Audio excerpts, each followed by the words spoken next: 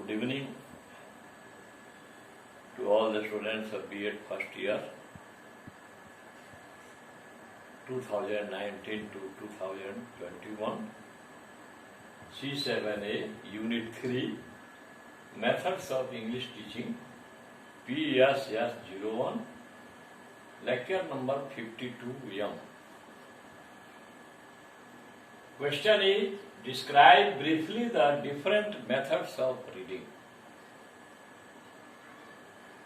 The answer will be, the following are the different methods of reading. Number 1, alphabetic method. It is also known as ABC method or spelling method. It is used in West as well as in East.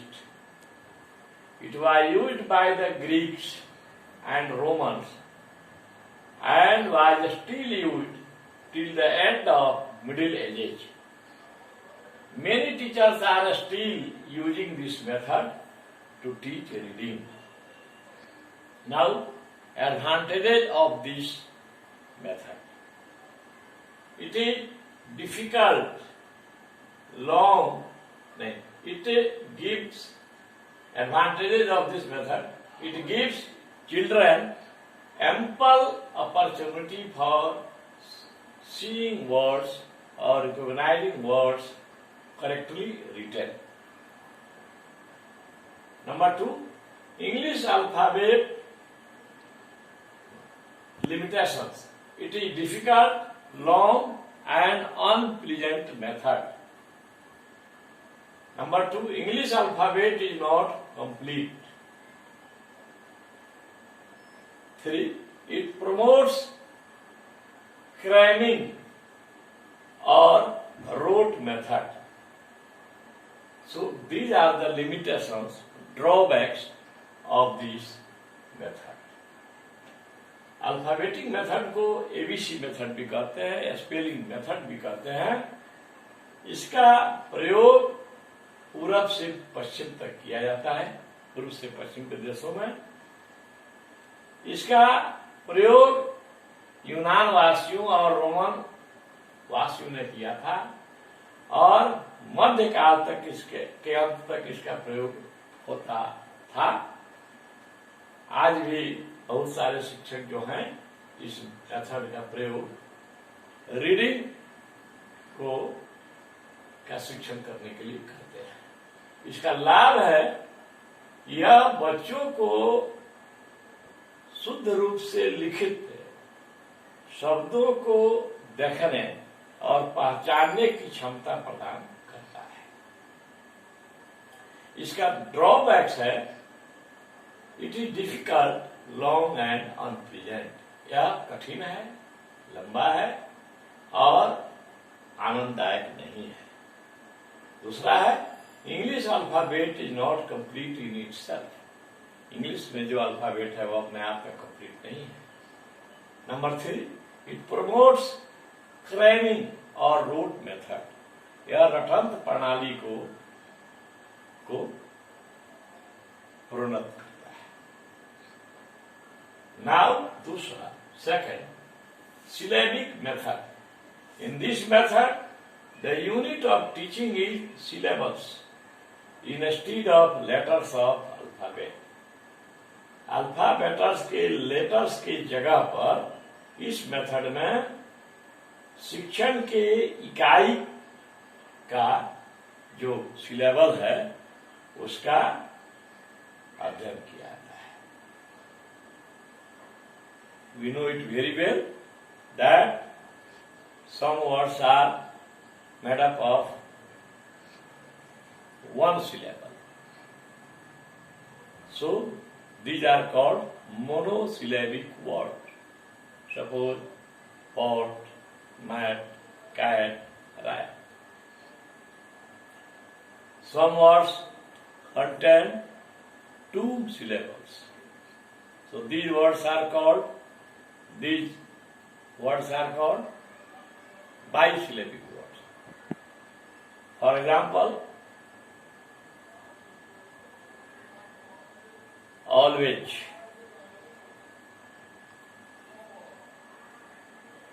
Like this. Yes, so syllabic words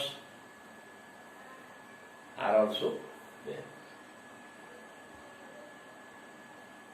Advantage इसका है, as this method is helpful in reading sounds and consonants, क्योंकि यह विधि sounds और consonants को, vowels और consonants को पढ़ने के लिए सहायक है. So it has been found better than alphabetic method. इसीलिए यह पाया गया है कि अल्फाबेटिक मेथड से अच्छा है. Now limitations. The syllable structure of English is complex. अंग्रेजी का जो सिलेबल संरचना है वह जटिल है. The syllable structure of English is complex. Number 2, to remember all the syllable structures of English puts a heavy load on pupils. In syllable संरचनाओं को याद करना, अंग्रेजी के इन सिलेबल संरचनाओं को याद करना छात्रों के ऊपर एक भारी बोझ लाता है. This method is analytic. चूंकि यह मेथड विश्लेषणात्मक है, so it is hard to understand. इसीलिए यह समझने में कठिन है. Syllables don't carry meaning. Syllables अर्थ धारण नहीं करते हैं. And are insignificant for lower sections of schools. और इसीलिए प्रारंभिक विद्यालयों की निम्न कक्षाओं के लिए महत्वपूर्ण नहीं है. Now word method. This is called look and से मेथड और ग्लोबल मेथड और सी एंड से method. This method is based on following assumptions. यह मेथड जो है निम्नांकित मान्यताओं पर आधारित है. Number 1, each word has its own characteristics for. प्रत्येक शब्द का अपना अलग चारित्रिक स्वरूप होता है. And it helps the eyes in recognising it. और यह आंखों को इसे पहचानने में मदद करता है. The smallest unit of language having a meaning is called word. अर्थपूर्ण सूक्ष्मतम इकाई, भाषा की अर्थपूर्ण सूक्ष्मतम इकाई. The smallest unit of language having a meaning is called word. Number 4, the basic unit of reading is word. पठन का बुनियादी इकाई जो है वह शब्द है. Now about advantages. Law. It has all the merits of direct method. इस मेथड में डायरेक्ट मेथड के सभी गुण हैं. डायरेक्ट मेथड है, in English language if a mother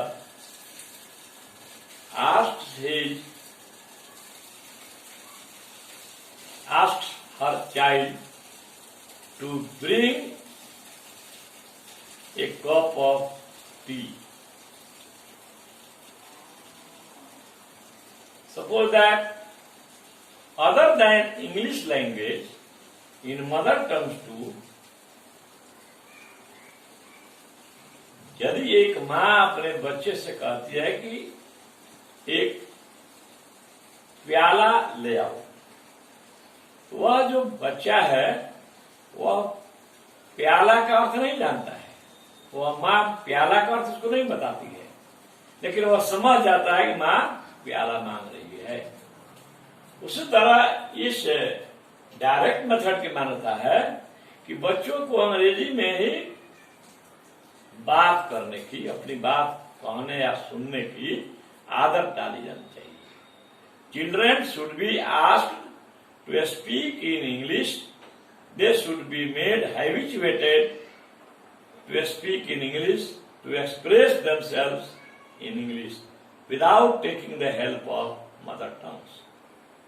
direct method जो है कहता है कि इसमें किसी भी मातृभाषा की आवश्यकता नहीं है। बच्चों को आदत डाली है, जब हम उसको हिंदी में या भोजपुरी में, मैथिली में, बघई में,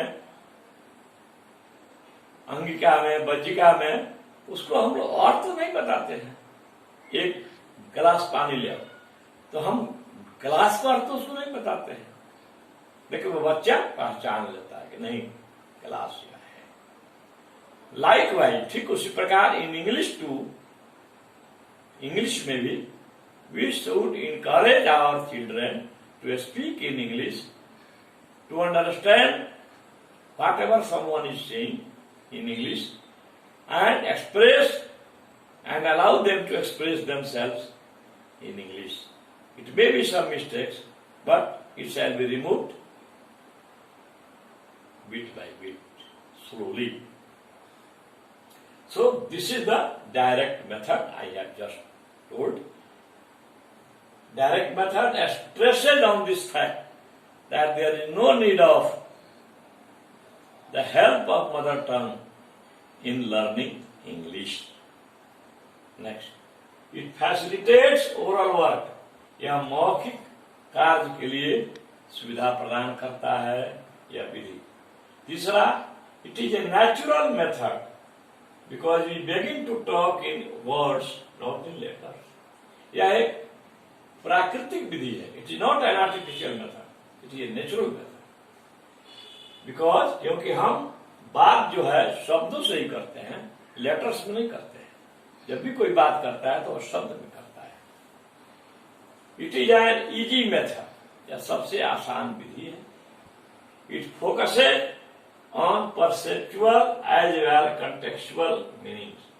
यह फोकस डालता है संदेशात्मक और प्रासंगिक अर्थों पर। It is based on Gestalt psychology because it teaches reading and whole. यह Gestalt मनोविज्ञान पर आधारित है क्योंकि यह शिक्षण कार्य को संपूर्ण रूप में करता है। पहले बच्चों को लेटर नहीं सिखाना है, पहले बच्चों को शब्द सिखाना है। शब्द के बाद में आप लेटर सीखना शुरू कर देंगे।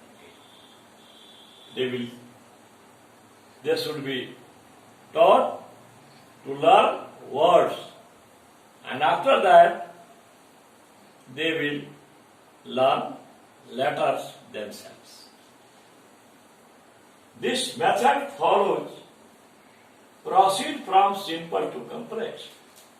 यह मेथड अनुगमन करता है, पीछा करता है, अनुकरण करता है proceed from simple to complex. बच्चों को सामान्य से जटिल की ओर ले चलना है। जो सामान्य जानकारी के साथ उनके शिक्षण की शुरुआत करना है जिनसे बच्चे पहले से परिचित हैं। So students should be taught from simple to complex the things, the items which they already know. We should start our lesson from there. We should connect their previous knowledge to new knowledge. हमको उनके पूर्व ज्ञान से नए ज्ञान को जोड़ना है। It must be the ideal of a good English teacher. Next, proceed from concrete to abstract. हमें जो मूर्त है उससे अमूर्त की ओर बच्चों को ले चलना है। जैसे अगर छोटे छोटे क्लास में if you are going to teach in lower primary section and you have to teach suppose add, तो हम बच्चों को बार बार कहेंगे 2 + 2 = 4. It may be possible that some students will learn and most of them will not learn. उसके लिए हमें क्या करना है कि कोई ना कोई ऑब्जेक्ट दिखाना पड़ेगा 2 चौक इस हाथ में लेंगे और 2 चौक इस हाथ में लेंगे। बच्चों से पूछेंगे how many chalks are here, बच्चा गिन काउंटिंग करके 1 2 3 4। तो हमें कंक्रीट टू एब्स्ट्रैक्ट क्वेश्चन है, मूर्त जिसको हम देखते हैं, एब्स्ट्रैक्ट अमूर्त जिसको हम नहीं देखते हैं। बच्चों को मूर्त से अमूर्त क्वेश्चन है।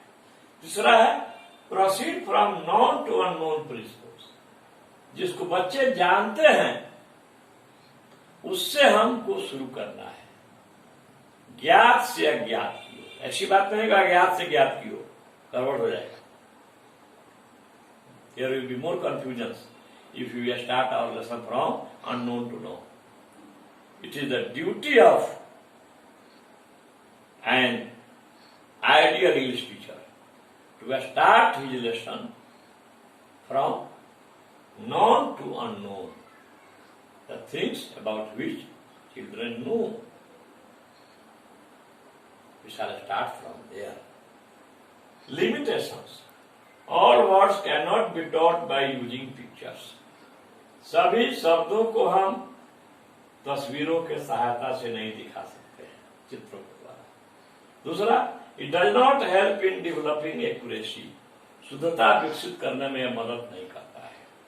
तीसरा, it ignores the spelling. यह स्पेलिंग का इग्नोर करता है, स्पेलिंग को इग्नोर करता है। इसका चौथा, the child has to remember many symbols for words, so it puts a strain on memory. बच्चा को याद करना पड़ता है बहुत सारे शब्दों के लिए बहुत सारे सिंबल, इसीलिए उनके स्मृति पटल पर एक जोर डालता है, टेंशन डालता है। It develop the habit of गेसिंग, यह गेस करने की आदत, अनुमान लगाने की आदत का विकास करता है। In fact, with judicious use of ads, वास्तव में